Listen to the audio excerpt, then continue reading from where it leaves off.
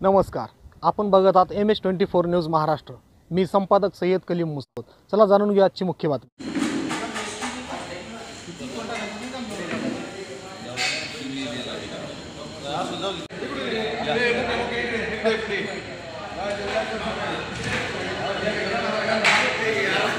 चे माजी उपाध्यक्ष संजय पाटील दुधगावकर हे आपल्यासोबत आहेत। कालच त्यांचा शिवसेना पक्षप्रमुख उद्धवजी ठाकरे यांच्या हस्ते शिवसेनेमध्ये त्यांचा प्रवेश झाला, तर आपण त्यांच्याबरोबर आज चर्चा करणार आहोत।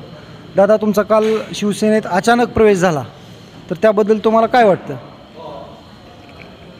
काल शिवसेना प्रमुख उद्धवजी ठाकरे साहेबांच्या उपस्थितीत माझा शिवसेनेमध्ये प्रवेश झाला। मी याबद्दल अत्यंत आनंदी आहे। शिवसेना हा स्वर्गीय बाळासाहेब ठाकरे यांचा पक्ष, लढणाऱ्यांचा पक्ष आहे। मी या जिल्ह्यातला एक लढणारा कार्यकर्ता आहे आणि त्याच्यामुळं मला साहजिकच आनंद झाला आहे। दादा, तुमच्याकडं बघताना संपूर्ण जिल्हा अशा दृष्टीने बघतो की तुम्ही राष्ट्रवादी विरोधी आहात किंवा राणा जगजितसिंह पाटील किंवा डॉक्टर पाटील यांचे एक विरोधक, कट्टर विरोधक म्हणून तुमच्याकडे पाहिलं जातं। तर त्याच अनुषंगानं तुमचा शिवसेनेत प्रवेश झाला आहे का? याच्या पाठीमागे आणखी काही कारण आहेत? नाही, बरोबर आहे की मी लहानपणापासून 11वीला असल्यापासून गेली 25 वर्ष डॉक्टर पदमसिंह पाटील, राणा पाटील आणि त्यांच्या परिवाराच्या विरोधामध्ये या जिल्ह्यामध्ये सातत्यानं त्यांच्या विरोधामध्ये काम करत आलो। परंतु त्यांचं माझं काय बांधाचं भांडण नाही। माझा मूळ त्यांना विरोध याच्यासाठी आहे की गेल्या 25 वर्षामध्ये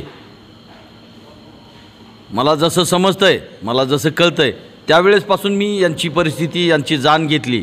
त्यावेळेस माझ्या लक्षात असं आलं की या परिवारानं जिल्ह्यातील सहकारी साखर कारखानदारी, जिल्हा बँक, जिल्हा दूध संघ, सूतगिरण्या, गुळ फॅक्टऱ्या, अशा अनेक संस्था ज्या शेतकऱ्याशी निगडीत आहेत, ज्यांचा उदरनिर्वाह, ज्या शेतीधंद्याशी घनिष्ठ ज्याचे संबंध आहेत, ज्याच्यावर शेतकऱ्याची उदरनिर्वाह आणि शेतकऱ्याचे जोडधंदे असणारे जे व्यवसाय आहेत, अशा मोठ्या मोठ्या सहकारी संस्था या परिवारांनी डबगाईच आणल्या, मोडल्या, खाल्ल्या, विकल्या आणि पुन्हा ते चालवायलेत। आता त्याचं एक उदाहरण सांगतो की जिल्ह्यामध्ये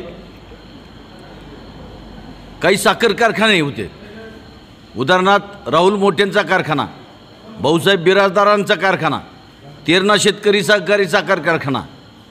आज आपण यांची अवस्था काय बघितली तर हे सगळे साखर कारखाने सहकारी होते आणि हे सगळे राष्ट्रवादीच्या ताब्यात होते। परंतु आपण बघितलं की हे सगळे साखर कारखाने कर्जबाजारी झाले, अकार्यक्षम नेतृत्वामुळे त्यांची वाट लागली आणि कर्जबाजारी होऊन हे कारखाने बंद पडले। परंतु हे कारखाने बंद पडण्यामागं हीच माणसं आहेत, डॉक्टर पद्मसिंह पाटील आणि त्यांचे नातेवाईक, आणि हेच माणसांनी हे बंद पडलेले कारखाने खाजगी तत्वावर भाड्यानं घेतलेत, लीजवर घेतलेत आणि आज या वर्षामध्ये भाऊसाहेब बिराजदार कारखाना असेल आणि मोठेचा कारखाना असेल, हे दोन्ही कारखाने यांनी चालवायला घेतलेत आणि त्याच्यात यावर्षी ते 1-1 लाख मेट्रिक टन त्यांनी गाळप केलं आहे। म्हणजे सहकारातले कारखाने बुडवायचे, आपल्या पाहुण्या रावळ्याच्या नावानं विकत चालवायला घ्यायचे आणि त्याच्यामधून पैसे मिळवायचे, असा गोरखधंदा जिल्ह्यामध्ये साखर कारखानदारीमध्ये डॉक्टर पद्मसिंह पाटील, राणा पाटील आणि त्यांच्या सगळ्या नातेवाईकांनी घेतला आहे। त्याच्यामध्ये बोरवटीचा कारखाना असेल, तुळजाभवानी साखर कारखाना असेल, 15-15 वर्षे या साखर कारखान्याचे शेअर्स घेतलेत, परंतु अजूनही हे कारखाने उभे राहिले नाहीत। म्हणजे कारखाने उभे करायचे, चालले नाहीत म्हणून विकायचे आणि पुन्हा ते खाजगी तत्वावर चालू करायचे, असा गोरखधंदा या परिवारानं केला आहे। जिल्हा दूध संघ असेल, शेतकऱ्याचा आर्थिक कणा असणारी जिल्हा मध्यवर्ती बँक असेल, लुटून खाल्ली यांनी या परिवाराने। आणि मग अशा सगळ्या सहकारी संस्था ज्या तुटल्यात, ज्या अक्षरशः उद्ध्वस्त झाल्यात, त्या संस्थेमुळं या जिल्ह्यातला शेतकरी नागावला। एकीकडं मागच्या 6 वर्षापासून आपण बघितलं जिल्ह्यामध्ये आसमानी सुलतानी संकट या जिल्ह्यामध्ये तयार झालं। मागच्या 6 वर्षात आपल्या जिल्ह्यामध्ये 651 शेतकऱ्याच्या आत्महत्या झाल्या. 78 पासून 2019 पर्यंत 5 वर्ष जर सोडली तर डॉक्टर पद्मसिंह पाटील आणि राणा पाटील हेच आमदार, खासदार, जिल्हा परिषद अध्यक्ष, DCC बँकेचे चेअरमन, तेरणाचे चेअरमन, या सगळ्या संस्थेचं यांनी कारभार बघितला आहे. 30 वर्ष या परिवाराला या जिल्ह्यातल्या लोकांनी लाल दिवा दिला. याच्या बदल्यात यांनी जिल्ह्यातल्या सामान्य माणसाला काय दिलं? तर याच्या बदल्यात या परिवाराने जिल्ह्याला एक दिलं की देशात मागासमध्ये असलेला 3रा जिल्हा म्हणजे उस्मानाबाद जिल्हा. आज उस्मानाबादची ओळख म्हणजे मागास जिल्हा आहे, देशात 3रा नंबर. आणि त्याच्या पुढेही आपण बघितलं गेल्या 6 वर्षामध्ये ज्या आत्महत्या झाल्यात 651, त्या देशामध्ये उस्मानाबाद जिल्हा 1 नंबर आहे. याच्या मागचं सगळं कारण या इथल्या राजकीय इच्छाशक्तीचा अभाव.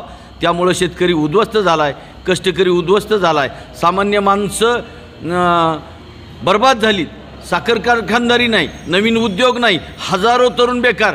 या सगळ्याच्या मागं फक्त या परिवाराची दूरदृष्टी आणि हिणकस राजकारण, खालच्या पातळीवरचं राजकारण. त्याच्यामुळं या परिवाराला इथं नैतिक अधिकार नाही.